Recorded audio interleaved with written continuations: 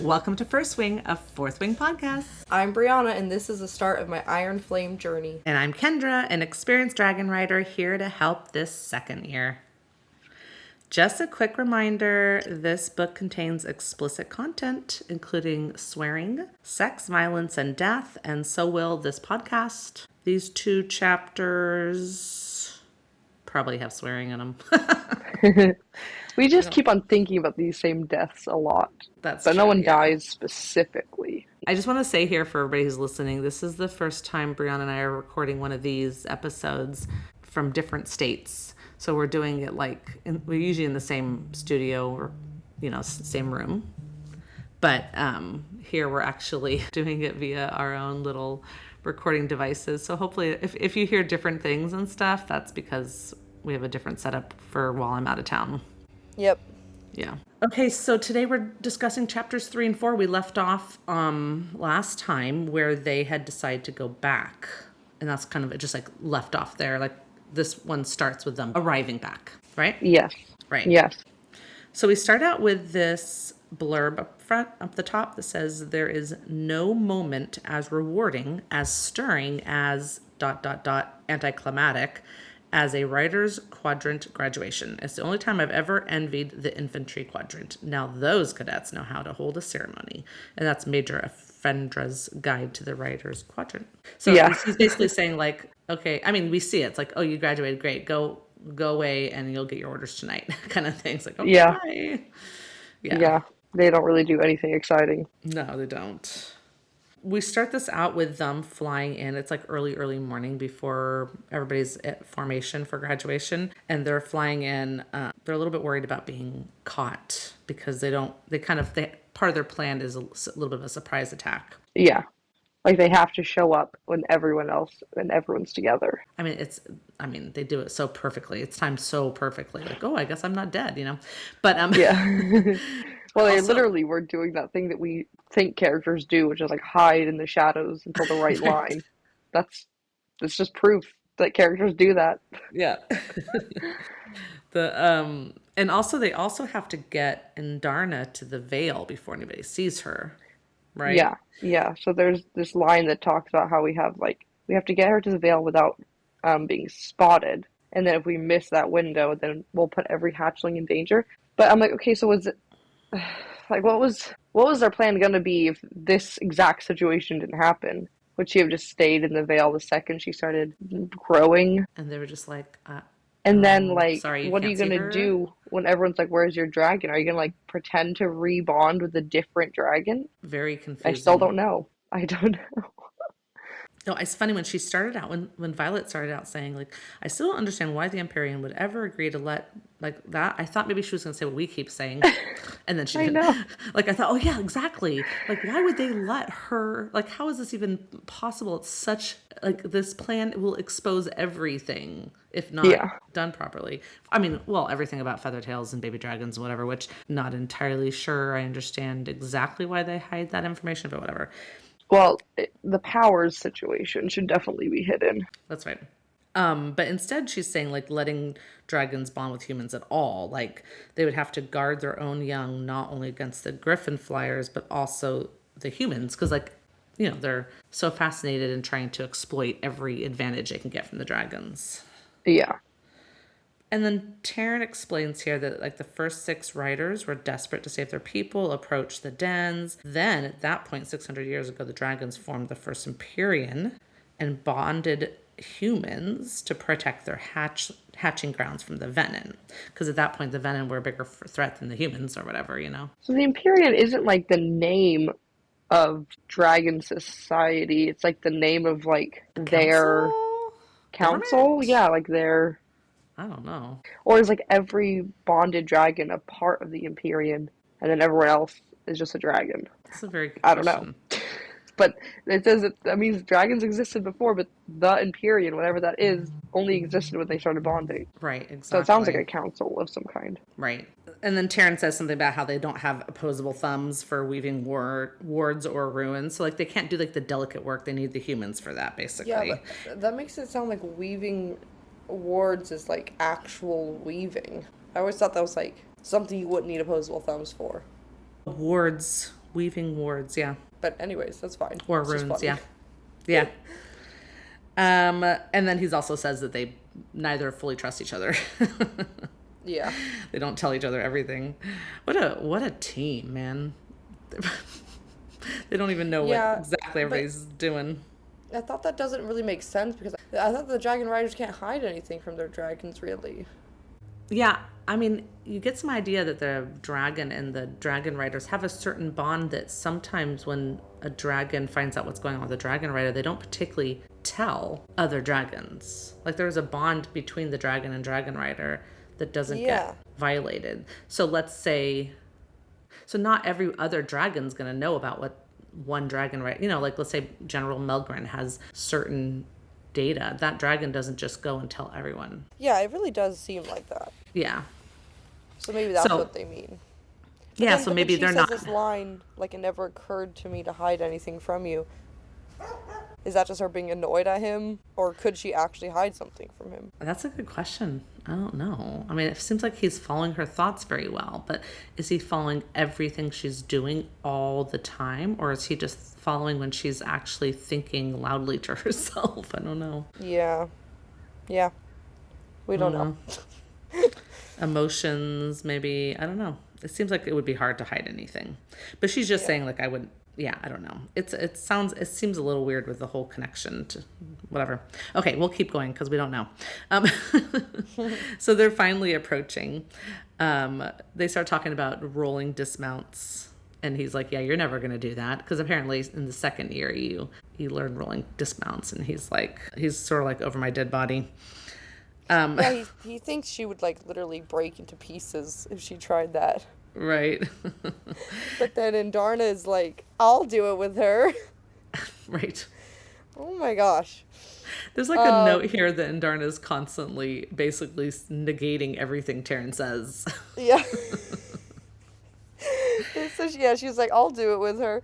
And then Taryn says, maybe you should work on your own landings before taking our bonded on a flight to meet Malik. Yeah. Just a flight to her death. Right. But it's just such a funny line because I thought he said he, like, doesn't believe in their gods or whatever. Remember? Yeah, that's true. He says something about, it's not that he doesn't believe. I don't listen to her. Did he say believe? I don't know. He's like, I don't something your puny gods. Yeah, maybe you're right. Because she was saying, like, she was talking about the god of luck. Yeah. And then that's when he was like, oh, I don't need whatever. Yeah, I don't know if it was not believe. I think it was more like your gods are puny. They don't have anything to do with me. Basically. Yeah, maybe that's all it was. Yeah. Although meeting Malik is a nicer way of saying, Yeah. die. Yeah. So yeah, that's a little cute little back and forth with Indarna and Taryn and Violet here. They drop off Violet first and then go drop off Indarna. So that means he lands. Indarna's still small enough where he can land without smushing her. He's just humongous. He's really big. Also, it does say that, like, he has to land a little awkwardly. Yeah. I also like how she's like, can you tell Sagail to tell Xaden that I want to talk to him? And again, this just always, whenever someone does something like this, it just reminds me of Hermione. And Ron says, whatever, I don't know, Lavender said that Dean said that Ron said, I don't know, can't remember how it goes. But, I know, I literally was like, did she forget that they could, like, talk? Or does she have shields up, like, so strongly right now that they can't? But then she explains it later. Yeah, exactly. So he drops her off. Xaden arrives, and he kind of like, wait, you actually told Taryn to tell Sagail? And he's like, did you forget that I can, taps his head. But she's like, yeah, that's a little too intimate. And it's funny how he's like, we're not intimate. I'm like, did he miss the fact that she's mad at him and not currently? I think he's just like, if I just pretend that's not the case, she'll just get over it. That seems to be his entire plan here, basically. Might be. I know. He's just like, he literally starts talking about like, like there's been more than one occasion that you've been wrapped him around, and then she like covers his hand. He's like trying to like maybe entice her with sexy words or something. He even like kisses her palm when she covers his mouth. So Yeah. Which is actually, at the same time, kind of warms all of our hearts. We're like, he's trying. Yeah, also, like, earlier, she was explaining how, like, well, I guess I could forgive Tiernan and Darna because, like, they had good reason, but, like, that's different for Xaden. I'm like, I think he had, like, just as valid of a reason. Like, she's like, well, because, like, Terrence bonded to Sagail and Adarna's just a kid. I'm like, and Xaden just has an entire revolution riding on his shoulders. And all of those people, all of the marked But- ones, completely but depending on whatever. him. Yeah. I know. Okay, I whatever. had such a hard time in this book with her stubbornness of not fully understanding what it means to have a revolution and to be the leader of it one, you know? Yeah. I get a She little really irritated. doesn't seem to get it, but, I mean, I guess how would she get it? I suppose. Well, how do we get it? We read the chapter from Xaden's point of view. No, but also, like, you just, like, when you think about it and you think, I don't know, it just seems like logic. Again, Now when you think about it objectively, yeah, that's true. even she says to Taryn, like, stop bringing logic into emotional conversation. Yeah, that's true. Oh my goodness. Okay. So she's telling Xaden, okay, I have a question I've been thinking about since Arisha. And he's like, oh, you're just telling me now? Whatever. So she asks, does the movement have any scribes that can count as friends? And he says, no. And then right here, he's like about to tell her something. I know you grew up trusting a lot of them. And then she says, don't say anything else, not until I can protect myself, right? She literally says Yeah. this. Compare this to the conversation that happens at the end of this chapter. I She literally tells know. him to stop giving her information. Anyways, and I like, he's like, about Dane, he's sort of like, I've considered scrapping the plan and just throwing him off the parapet. I know. Which I'm is like, funny. you should do that. Like, you should just do that, honestly. But this 1% of her that's like, he's been my friend all my life, can't quite do it. So, Can't kill him, at least. yeah. Anyways, he asks if she trusts him, and she's like, well, with my life, but because it's your life too. And he's obviously Yeah. not happy with that answer. Yeah. Anyways, they talk about, like, you know, getting Atos to keep his hands off her, and like she's like, let me try first, and then you can do it, whatever. Anyways, so they all meet I up. know. I was like, please don't try first. Like, I don't want you to try first. You are not good at this. Right, you've Like, already what if proven. you try and then he just touches you anyways? Like, anyways, he doesn't even give her a chance to try first, and I think that was for the best. She does try first. No. Xaden follows her, like, right next to her. And is Oh, like, yeah, but we've already tried your way, we're doing this my way. And she says, like, one thing, but But it was Xaden strong doesn't enough care. to keep Dane away. Yeah. No, I get- know, but he still does his plan, like, the second. He doesn't actually wait to see if hers is going to work. He's just like, Yeah, that's true. He jumps right in with his own stuff. You're right. Yeah. And he said, yeah, we'll get to that. We'll get to it. But that was his idea of hitting where his pride would be, you know, Yeah. just right in front of everybody. Yeah. yeah. Okay, good. So they've got their whole crew, and they're like, okay, you know, we all clear on what's going to happen. And Garrick is like, I'm ready. And Mason's like, I'm ready. And they all agree, right? At this point, you still don't know what's going to happen. No, you don't. But then, as they go in, some second wing people see them. And they're like, haha, you guys lost, and we won. And and then, like, Garrick, like, flips them off. But then Imogen's like, okay, so no one knows what happened. And then whoever this person is, like, Iya, Aya. is like, okay, we have a shot of this working. So then this was like, I was like, okay, it seems like that's, like, this is the first time I kind of got a glimpse of their plan. Yeah. Which is to obviously, like, okay, so no one knows what happened. That means they're going to have to, like, they're going to do this lying confrontation thing in front of everyone where, like, they basically can't be challenged. Because the only way they could be challenged is by then saying what the truth was. Which obviously they don't want anyone to know. Which Yeah. is exactly what happened. So, Okay. I still didn't know what the lie was, though. What lie was? I still didn't know what the lie was going to be that they were going to Oh. use. Yeah. I just figured they were going to do it in front of people. Okay, so Xaden's like, of course, they're not going to tell, you know, they're not going to out themselves, the leadership, and say what happened. So, of course, no one knows. That's basically what he says. Yeah. Yeah. And then they all break apart. Xaden follows her because what they're going to do is they're going to go to Liam's room and find his letters before they announce that he's passed, right? Yep. Is So- this because they're afraid that It's letters to his sister. Yeah, they just, because everything gets burnt and it's against the law. Yeah, to but are they keep afraid that anything. there's stuff in those letters that also could expose them if someone reads them, or is it just because they want to give his sister those letters? As far as I know, it's just because he wants, because remember he asked, he said to Violet, so she's just trying to keep his last wish or whatever. Okay. Yeah. Yeah, I was wondering, like, is there more to this? Like, is there secrets in those letters, potentially? But then, I don't think Liam would be that dumb. yeah, I don't think so. yeah. Because he's supposed to Okay. mail all these things afterwards. You're not going to be putting confidential information into that. Yeah, that's true. Yeah. So, but then they get it. They get the letters. They go out in the corner and happen to walk in the hallway at the same time as Rhiannon and Riddick. So that, like, causes a confrontation that they weren't quite expecting. Not really that bad, but it was just like, oh my gosh, we thought you were dead. I'm not. She's like, I'll explain later, but I need a favor right now. And then Zane's like, what are you going to do?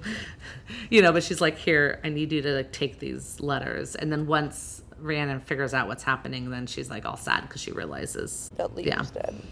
that he died. Which they didn't look completely broken up over the fact that they thought the Violet died too. I don't know. It's hard to say. I mean, we Maybe didn't there know was. what they looked like right before that. I know. Oh my goodness.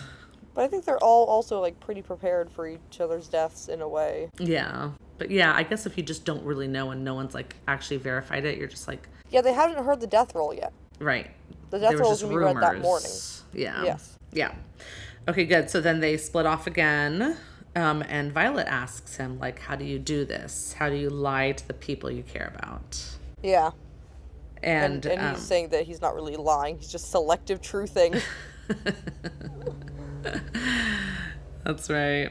And he basically kind of says, if you can't do that, then you should just stay away from them. Yeah. This is why Xaden is not that, warm, friendly person who makes friends with everybody. He can't. He can only make friends with those. He can only make friends with those guys that are part of the whole revolution. That's all he can do. So he mentions that he didn't want to put her in this position where she can't tell people what's happening. That's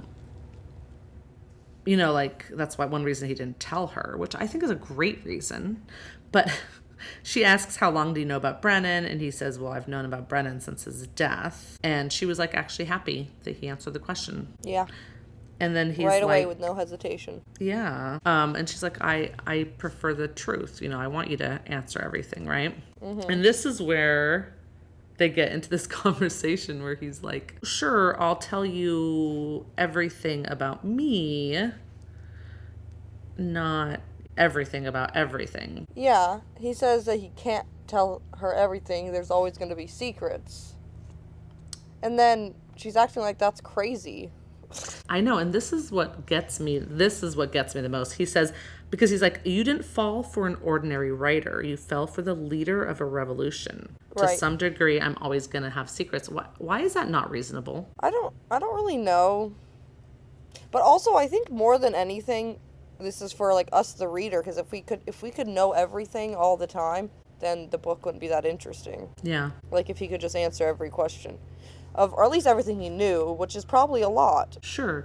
But and also, if you go and you marry someone who has top secret clearance in the military, you don't get to hear all the talk. It's like they don't go pillow talking all the secrets to you. Yeah. It is the same kind of you thing. You probably would know that. But, like, what if you're, like, married to them already? And then find out that they're a top secret spy? And then you find that out. Yeah. Yeah, that's true. I feel like that's more like how she feels, even though that's really dramatic for, like, such a short relationship. But that's more like how she feels. It's like, well, if I knew from the beginning, somehow, if I knew that you could never tell me things or never be honest with me ever for our whole relationship, at least I would have known going in. Yeah, no, Instead and of that you makes making it complete seem like- sense. Yeah.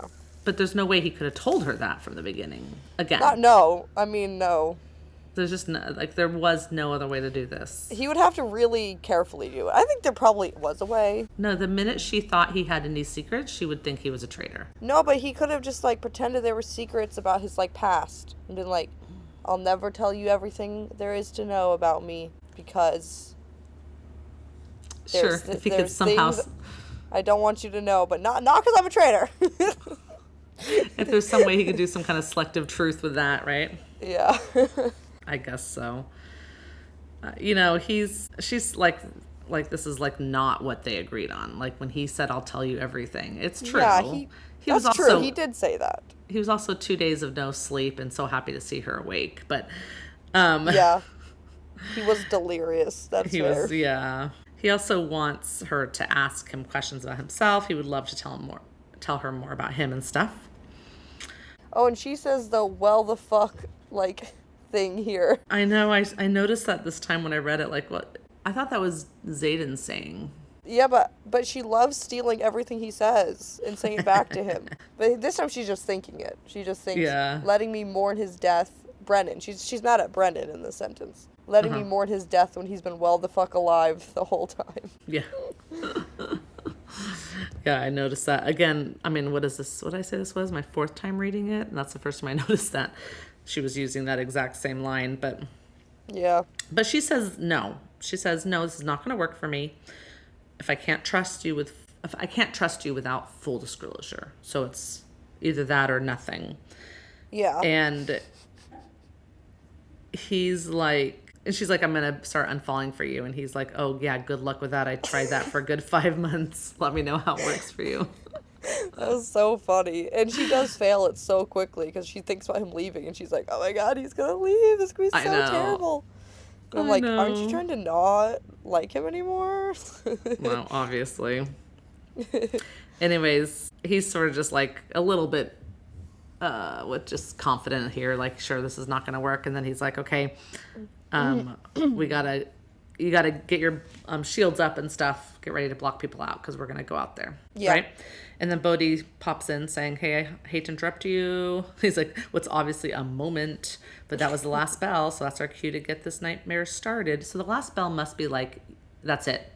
Formation started. Because when they walk in, they're already mid-death roll. Yeah. Also, death roll is not in alphabetical order. I swore it was. Was yeah, it not in the it's just beginning? random now. I don't know. Because now this time, these two... Okay, so we get out there and the guy, Captain Fitzgibbon, is doing the death roll, and he reads Garrick, Tavis, and Xaden Ryerson, right? Yeah. Now, you could say that's in order by first name, maybe? But I'm pretty sure Violet's name, I don't know, I forget what it is. Something made me think, whatever. And then the next time that he reads 2 names, which is Soliel and Liam, they're also not in order too. So I'm like, oh, I guess I just read them. Whatever. It does not matter. But I was just a little like, okay. Yeah, so, it seemed weird to me too. I was like, I don't see the alphabetical correlation of these 2 names. No. And so this is one of those things where they're like, and these people are dead. And then they walk out and say, well, we're not really dead. That's kind of what the scene is. Because Xaden calls out, well, this is awkward. And then every head turns to them. Yeah, that was so funny. Yeah. He likes to make an entrance. Yeah. Kind of like Dumbledore. Dumbledore likes to make an entrance too. And Snape always. Oh, totally. Snape is definitely always listening behind a pillar or a wall. Yep, that's right. That ends chapter 3. So we go on to chapter 4. Starts out, the blurb on top says, as dragons ferociously guard both their young and any information regarding their development, only 4 facts are known about the dreamless sleep. First, it is a critical time of rapid growth and development. Second, the duration varies from breed to breed. Third, as the name suggests, it is dreamless. And fourth, they wake up hungry. And that's Colonel Carey, her professor, his field guide to dragonkind. Yeah, and this is also, I literally didn't highlight anything in this beginning part because I just doubted this was relevant to this chapter, and I was right. This is not relevant to this chapter. Right. I was like, there's no way we're gonna, like, we still have their whole plan to get through and stuff. There's no way we're gonna, like, get into Indarna stuff right now. Yeah. Yeah, you're right. No, it has nothing to do with it. So then this brings me to a random thought, little side quest. Not really quest, but a little side thing is that I started listening for the first time to the graphic audio of Fourth Wing. And I heard, sometimes you hear, it's so funny, sometimes you miss things when you're listening to audiobooks, but sometimes you hear things you don't hear otherwise. And she says when the dragons land, so this is the first time she sees the dragons have landed on the wall, like in Xaden's dragons there, right? And she says, I can't see the tail, so I can't tell what breed each one is without that clue. But I thought the tail was something they can just pick. Oh. Yeah, but she didn't know that until the second book. But then how do they figure out what breeds are they making up in their head then? They just think that your color and your tail is your breed, but that's not even true. So weird. Anyways, I was just thinking about that when we're talking about, because here we're talking about like the growth and like breeds and stuff like that. So what are the breeds? I'm so confused. If they can just pick their tail and they Apparently don't know it's just color, because it says that color is like hereditary. But then they even say they don't know what color they are going to be when they hatch. Okay, so we'll go past this whole breed thing because obviously she doesn't know it and we're not even sure ourselves. Yeah. And it's not even part of the chapter. So, okay, chapter 4. She's a little bit nervous. They've all shown up, in the courtyard. They're walking towards the dais. Is that how you say that word? Dais. I think so. The platform where everyone, like where the leadership is standing. And Captain Fitzgibbon is like so confused. He's a scribe, he's like, what, you're not dead? Like, I mean, as far as he's concerned, if it's on the death roll, it's true. So this is like seeing a ghost, And she even mentions it's comical how Commandant Panchek's mouth hangs open as he like turns towards her. And then Colonel Atos and her mother stand up. And then Jesinia signs, I'm happy you're alive. Yeah. Which, is very nice of her. But Colonel Atos does not look happy. His cheeks are growing increasingly red with every step they take. And skimming the party, probably trying to figure out who's there and who isn't, Yeah. But her mom, on the other hand, actually looks a little bit proud before she masks it, which Violet was kind of surprised. Yeah. I think I'm surprised too, because I feel like pride is a weird word to use unless it's just like proud she didn't die. Yeah. Or is it like proud of something else that we don't know? Like that we don't know that her mom knows, Right. But then she seems, I don't know. She seems like she really, really didn't know what was going on here. I know. It definitely seems that way. It's an interesting pride. That word pride there. She says, I'm almost scared to call it pride. I don't know what she's seeing because we can't see it. So yeah. It says she knows at this point, Violet knows at this point, she's like 100% sure that her mom was not on the plan. Like she just knows absolutely no question. There's no anger in her mom's eyes. There's no fear. There's no shock. There's just relief in seeing her. Fitzgibbon is still going like, I don't understand. They aren't dead. Why would they have been reported on the death roll? And then her mom's Which like, is a great question. Yeah. Right. And her mom like turns to Colonel Atos and says, why were they reported on the death roll? Now, I mean, he does have a point, even though we know he's also completely did this on purpose, but they were missing. So for six days. For 6 days. Yeah. So I wonder, but no one went to go look for them, I assume. So I don't know. I guess did they refill Athabine? I don't know. They said he emptied that post. Yeah, he emptied the post. I'm sure they did. Yeah, but then they didn't see any bodies. Yeah, it is. Anyways, I was thinking like if you were missing, going off on a mission and you never came back, I could see that being. But in this scenario, it seems like you would have had some sort of. If it was a normal thing, he went to Athabine, you would have had people who could report, but he didn't because he cleared out the post. Anyways, whatever. He says they've been missing for 6 days. Naturally, we reported them dead, but obviously we should have reported them for desertion and dereliction of duty. What a pompous ass. Mm-hmm. Anyways, Xaden is just so good in here. He's like, you want to report us for desertion? You sent us into combat, and you're going to report us for desertion? Am I saying that right? Desertion? Desertion. Yeah. And then her mom's like, what is he talking about? And then Atos says, I have no idea, which is bullshit. And then Xaden explains, I was directed to take a squad beyond the wards to Athabine and form the headquarters there. I did so. We stopped to rest. We were attacked by griffins. I'm kind of like summarizing a little bit. And then they explained that it was a surprise attack and that Day and Fuel, I'm not sure about that name, but both those dragons, both Fuel and his rider Solil, like what those vowels throw me off, but they and I'm still saying her name. I know. I should have just learned it when I thought I'd never say it again. Oh my goodness. The dragons had both died. It was a surprise attack. They were dead before they had a chance, and of course that means that the riders died. Also, he mentions they almost lost Sorengale. And again, her mom looks and has like a touch of horror and worry in her eyes. Yeah. So it seems like Violet was right about like how torn up she was about Brendan, that she would really care if her children died. Just Period. Which is just like surprising that she sent her daughter into the most dangerous quadrant, but whatever. Okay. It really like doesn't really make sense, and Yeah. that's why I'm like, maybe I'm right that Melgren was for some reason involved. I don't know, man. Yeah. I don't know. It's weird. It seems like it just doesn't make sense.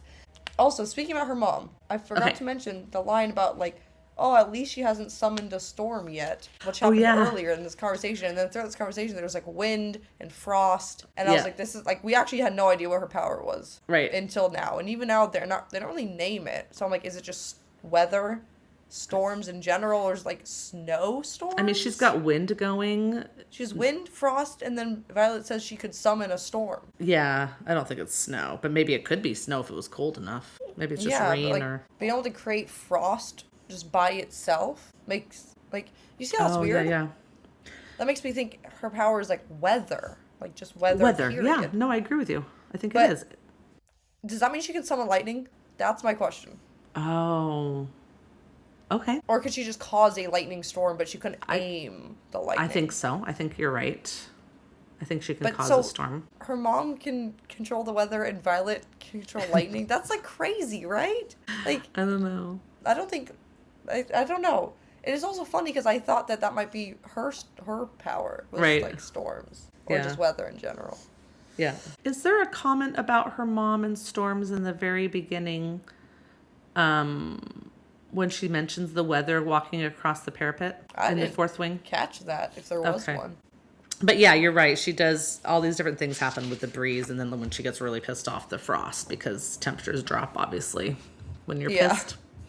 Especially get because it's supposed to be like cold. hot and muggy. Right. I bet everyone So- got a nice relief from that. Like, ooh, thanks. It definitely doesn't seem like she's ever trying to make people's lives easier, for sure. Like I feel like if I could control weather and I was in this place, like it wouldn't be like all the time for everyone all the time, but like if I'm right there in a space with everyone, I would probably like make it cooler. Like why wouldn't you? No, they gotta stay tough, man. Don't make anything easier. 10 minutes, like come Nah, on. not Lilith. No way. know. Okay, back I to know this not her. conversation. Atos is like, he's lying, and she's like starts getting worried because his certainty in the voice, like she starts wondering, can we not pull this off? And so Taryn's like, hey, I'm right beyond the ridge line, like, and it makes me wonder though, what would happen if they're like, okay, we're gonna execute them. Would Taryn just like come in and pick her up and take her off, and they'll be exiles? Like, what's Taryn gonna do? I'm just wondering. Yeah. I don't know.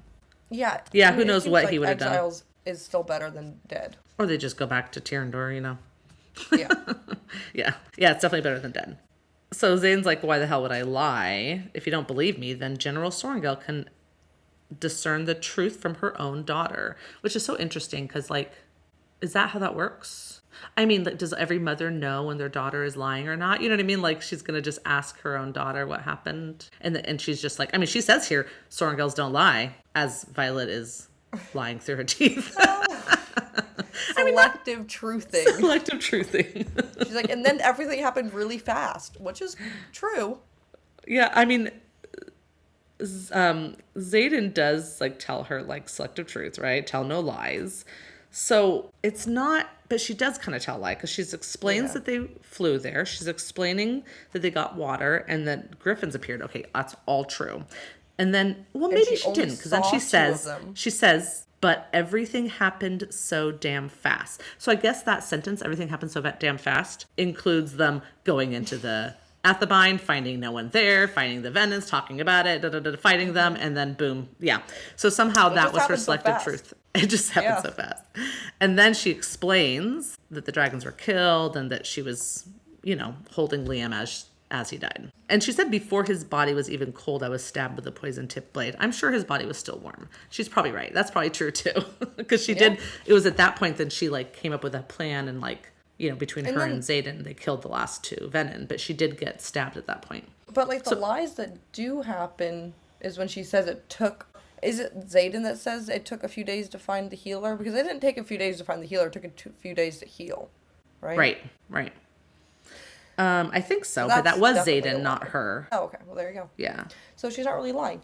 But Well, he's lying. You're right. but he's No. lying. He's definitely lying. Yeah, because he says we flew to Athebyne to find help. to get help for Violet. Well, no, actually, that's him. No, sorry. That's Violet who says, she says, I turn my focus to Colonel Ados. And I say this, but listen, it still is correct. If you listen to the words, it's correct. It's just out of order. Yeah. She says, when we sought help in Athabine, we found the entire outpost deserted and a note that Wing Leader Ryerson could choose to keep watch over a nearby village or race to Eltival. So that sentence is all true. It's just out of order. Yeah. Okay, fine. Also, she turned to Ados when she said that. So even if that was like a half truth, She didn't do it to her she's mom. not talking to her mom there. Right. And then Xaden shows the missive and it's in his writing and, you know, I think showing missive was so smart. super smart. Like giving that to her mom. General Sorengel, yeah. I actually thought that she just wasn't gonna say like that they were gonna say they never even made it to Athabine, and so that means that they never got the ultimatum. Like that's what I originally kind of thought that they were going, was just like, oh, we didn't even make it, we got attacked, almost died, had to go get help. But then of course it would be like, well, where would you go for help? Yeah, Probably right there. Athabine. So then was it right all there, makes yeah. sense the way that they did it. But this is like And- such a good lie. It's so close to the truth. Well, and the thing is, they could totally have, let's say they skipped that, then General Ados wouldn't have gotten in any trouble because he did nothing wrong. It's when he emptied the outpost and gave them some ultimatum. That's when she's like, that's when General Sorrengel's like, what the fuck? She's probably thinking, what the dumb? actual fuck? Yeah. Yeah. But she's, yeah. Anyways, he explains about how he took her and, you know, she didn't know where the bodies were because they asked about the bodies because she was like delirious from pain and they buried the bodies. They must have, because he tells them exactly where the bodies are. So they must have buried the bodies. And it sounds like they buried them in, they must have brought them over into the Navarre. So they're not still in the village, right? Yeah. Because that village was a paromial village, I believe. Yeah. Yeah.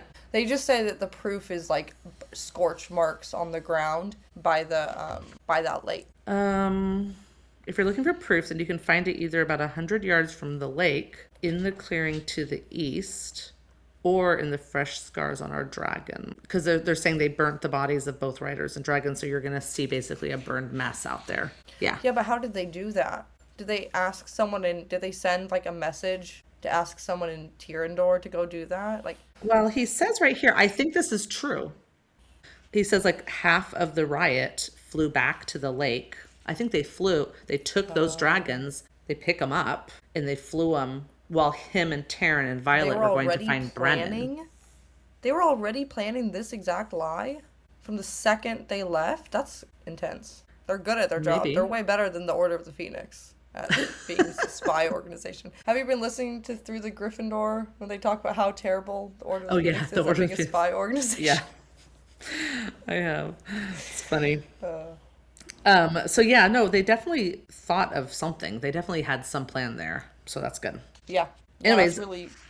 That's really smart. That's crazy. Yeah. Mama Sorrengail's not happy. No. She is like, you basically emptied a strategic, invaluable outpost for war games. And then he's like, well, you said it was all under my discretion. And she's just like, obviously you lack fucking common sense. What the fuck's wrong with that you? line.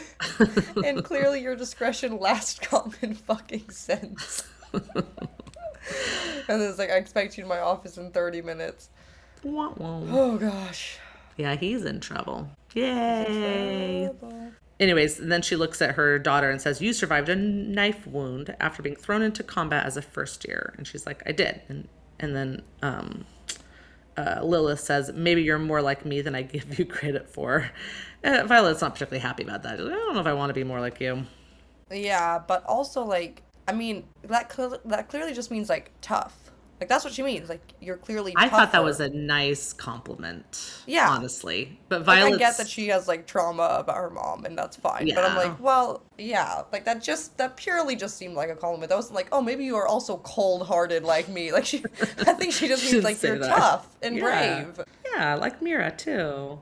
Yeah. And this conversation with Atos before he leaves with Xaden right there is In ridiculous. front of everyone is crazy. How is everyone not listening as closely as possible? I don't know. I mean, it says they're keeping their voices low. And But- I guess Pan Check isn't like right next to them anymore Why- or something. why is Atos even giving Zayden any kind of ammunition of like, I do know this and I know you know it? It's like so weird because that's what I he's know. basically saying. He's not being smart. Like, Ados isn't being smart here. And also, I hate that line. Like, you're such a disappointment, Violet. You're a disappointment. Like, Right? you are a But that- disappointment to Violet, if anything. My God. Totally. That just totally shows, though, that he was really expecting Violet would just be on their side when she found out anything. Like, she would just be like her mom, Yeah. whatever her mom is. So, yeah, Zayden's like, listen, you gambled and you lost. You can't expose what you think the truth is without, exposing it. So, anyways, And then he's like, aren't we dismissed? yeah, People are staring. basically, let us go. So, yeah, so they get back in formation and they head towards Dane. Again, is not everybody watching, which is why he's doing this, right? They Well, head yeah, right that's towards actually Dane. on purpose. Yeah. And then Dane's like, you're alive. And he goes to reach for her. And she says, touch me and I swear to the gods, I'll cut your fucking hands off and let the quadrant sort you out in the next round of challenges. I mean, okay. Yeah. Basically, I'll kill you without killing you. Yeah, basically. And then Zayden goes and pulls the she picked me over you card in front of everybody. Yeah, Like, so this is what I mean. Like, yes, Yeah. Violet gets to say her piece, but he's like, also, I backed that up because she chose me, huh? yeah. But And he's also- basically, He doesn't actually technically say that. Like, I'm just saying, like, all he says was, she didn't pick you, and everyone knows that. And then she is, like, acting like he said, hey, we're in an exclusive relationship. yeah. I'm just saying, I get that, like, everyone's gonna infer something from that, but he doesn't directly say it, you know? Yeah, it's true. He just says she made her choice and it wasn't you. For all we know, it was Imogen. Oh my gosh. Also, she asks, when she says I can handle Dane, like herself, she thinks to herself, a swift kick in the balls wouldn't be uncalled for, would it? And I'm like, and I wish you did just do that. Right. Oh my gosh, that would have been perfect. But yeah, I know when she thinks about, like, I would consider the merits of elbowing Imogen, like, in the side. Yeah. I was like, this is definitely them becoming friends. Well, Imogen is loving this little drama playing out in front of her. Oh yeah, Imogen thinks this is great. Yeah. But I like how Zayden, goes on about whatever Violet and how she can kick his ass by herself. But then he's like, but in case, like, that's not enough to keep your hands to yourself. Every time you think of reaching for her face, I want you to remember one word. And then Dane's like, what is that? And he says, Athabine. And then Dane, like, stiffens, and then because this is obviously this is the data he pulled from Violet's. And then he also says, getting back information, squad leader, before I lose all pretense of civility on behalf of Liam and Soliel. This name that I keep saying can't get away from. Crazy though. I don't know, like, I mean, Dane knows what he did, so this is just Zayden saying, I know what you did. And Yeah. look, this is who you got killed. Right, look at what your actions, you might have thought you were, I don't know what he thought, right? Okay. Yeah, that he got away with it. But Yeah. he understands even more now why Violet is saying this. Yeah. I think this is like, hey, the real reason she doesn't trust you anymore is because you literally violated her trust. I mean, And we that's know what that. Dane We needs all to know figure that. out. Right. I mean, I'm sure he thinks he's so right that I don't know what he's thinking right now, but He always thinks he's so right. He's like the most righteous dummy ever. Like, but I also like the squad leader line because this is the last time. Literally, this in the next 3 minutes, this is the last time he will be Dane's wing leader. So Right. he's like, let me just exert a teeny bit of authority, but while I I still know. have it above you. I know it's true because this is like happening at this point. Like everything's Yeah. changing right now. Okay, good. So he walks off. Captain Fitzgibbon continues the death roll, and then Commandant Panchek basically starts kind of like the end of year speech. So he says, basically, there's no words of praise for writers. Our reward for a job well done is living to see the next duty station, the next rank. In keeping with our traditions, those of you who have completed your third year will now be commissioned as lieutenants in the Army of Navarre. Step forward. When your name is called, receive your orders. right? And they have until next morning to depart for their new duty station. So we know that Zayden's leaving, right? And so Yeah. then they just kind of start basically calling them up and giving them their duties.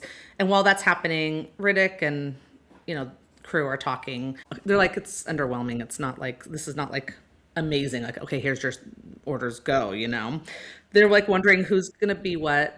The people who are presumed dead, the third years, are getting their orders like handwritten right then, like where they're going to be posted and stuff, which is kind of crazy but it's kind of like almost for the best, because I was kind of worried they were going to like scheme a way to like get these guys in a bad situation.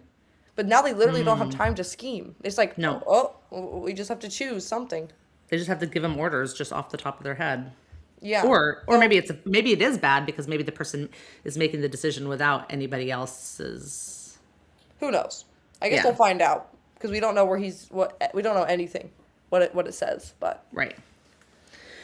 So yeah, they're sort of wondering who's going to be the next wing leader. They guess Aura Banehaven will be one, but she was the one moved to second wing, and then they also were saying like Ados also didn't do so badly, so one of them could but be the second wing leader. wing like one, so that would kind of make sense. Oh yeah, so if she was wing leader, you'd think she'd be wing leader for second wing, not for fourth wing. Oh yeah, that's a great point. Yeah, so I don't know if they're just saying she'll be a wing leader, not particularly. Yeah. Like Yeah. they're just making guesses.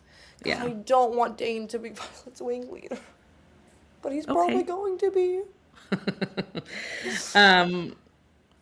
Anyways, so now they see Zayden go up and get his, orders. She doesn't ask him what they were, but he's like, I'll find you before I go. And she's sort of thinking, it's sad. And then Panchik is like, congratulations to the new lieutenants.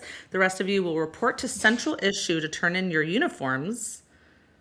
Yeah. And pick up your new ones. So this is like immediately from this moment, the seconds are now third years.